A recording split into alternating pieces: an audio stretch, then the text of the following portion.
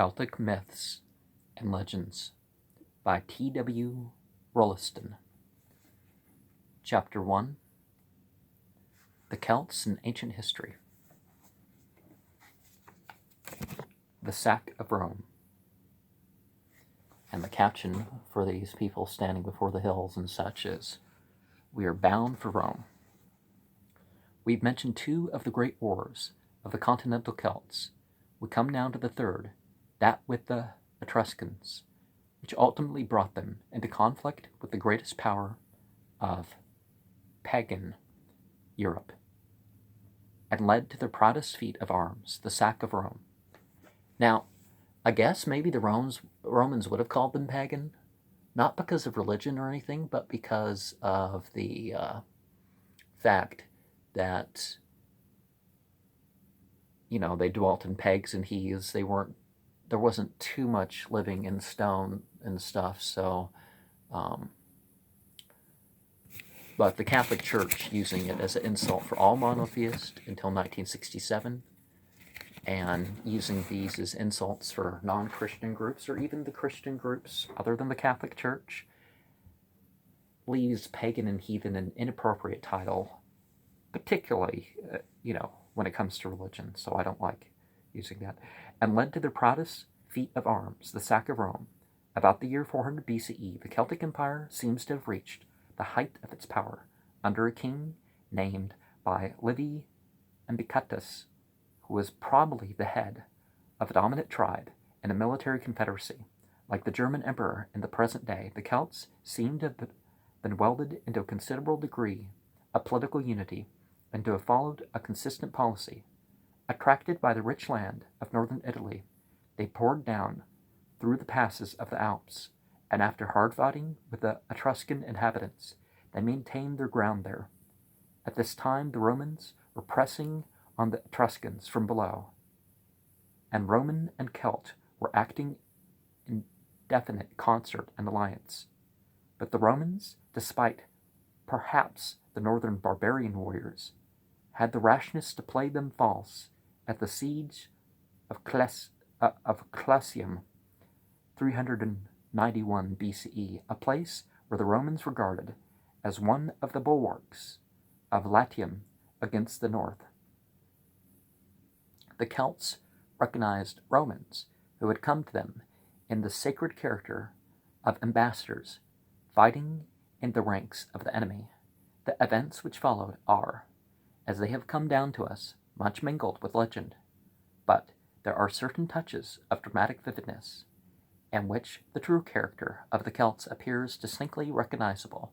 They applied, we are told, to Rome for satisfaction for the treachery of the envoys, which were three sons of Fabius Ambastus, the chief pontiff. The Romans refused to listen to the claim and elected the Fabia military tribunes for the ensuing year. Then the Celts abandoned the siege of Classium and marched straight on Rome. The army showed perfect discipline. There was no indiscriminate plundering and devastation. No city or fortress was assailed. "We are bound for Rome," was their cry to the guards upon the walls of the provincial towns, who watched the host in wonder and fear as it rolled steadily to the south. At last they reached the river Allia, a few miles from Rome, where the whole available force of the city was ranged to meet them. The battle took place on July 18th, 390. That ill-omened Dies Aliensis, which long perpetuated in the Roman calendar the memory of the deepest shame the Republic had ever known, the Celts turned the flank of the Roman army and annihilated it in one tremendous charge. 3 days later, they were in Rome, and for nearly a year they remained masters of the city, or of its ruins, though a great fire had been exacted and a full vengeance taken for the perfidy at Classium. For nearly a century after the treaty thus concluded, there was peace between the Celts and the Romans, and the breaking of that peace when certain Celtic tribes allied themselves with their old enemy, the Etruscans, in the Third Samnite War, was concluded with the breaking up of the Celtic Empire. Two questions must now be considered before we can leave the historical part of this introduction.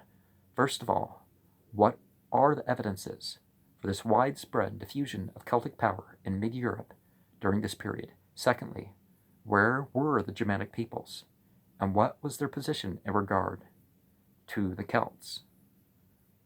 Roman history tells of various conflicts with the Celts during this period, but de Jubainville has shown that these narratives are almost entirely mythical. Let's see, Premiers Habitants 2, 318 to 323. And so we see some of the results of the continual wars of conquest is that eventually it brings your end, or at least your division, which is an end in itself.